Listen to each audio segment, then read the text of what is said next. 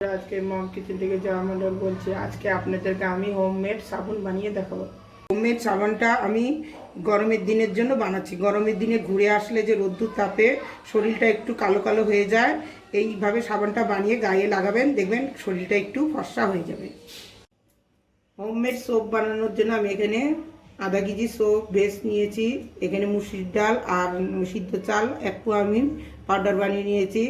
আর এখানে cocoa powder আছে, 10 টাকা দামের মিল্ক পাউডার আছে, এখানে গ্লিসারিন আছে, 3 চামচ বেসন আছে, আর এখানে ভিটামিন ই আছে। আমি এই গরম জলের মধ্যে এই বাটিটা দিয়ে দিব সোপ বেসটা গলার জন্য। 1 চামচ বেসনের মধ্যে আমি এখানে 1 চামচ কোকো পাউডার,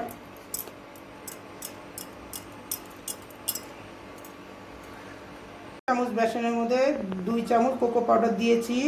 250 গ্রাম চালে 250 গ্রাম চাল আর ডাল আমি এইভাবে খসখসা করে ভেঙে নিয়েছি। এটা আমি এখন দিয়ে দিব। এই দেখুন একটু লবণের মতন আমি ভেঙে নিয়েছি, একটু খসখসা। এর মধ্যে এখন 1 প্যাকেট 10 টাকা দামের পাউডার দুধ দিয়ে দিব। দিয়ে এটাকে আমি ভালো করে মিশিয়ে নেব। গলে গেছে, এখন আমি এটা কেটে দেব।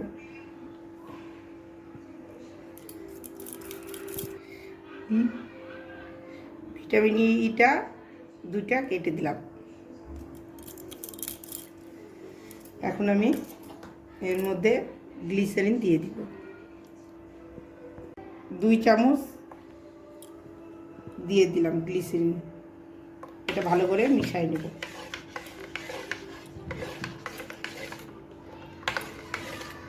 এখন আমি সোপ বেসের এই লিকুইডটা এর মধ্যে দিয়ে দিব।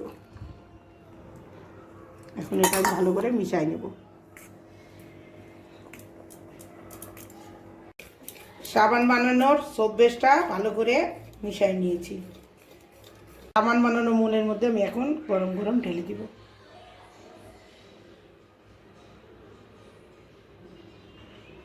সাবানের মোলের মধ্যে আমি সব সোপ বেসের লিকুইডগুলো ঢেলে দিয়েছি। আধা ঘন্টা পরে এটা আমি বের করে নিব।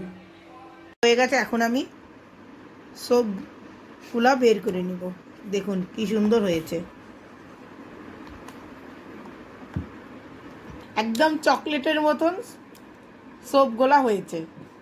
আমার ভিডিওটা পছন্দ হইলে লাইক, শেয়ার, সাবস্ক্রাইব করবেন।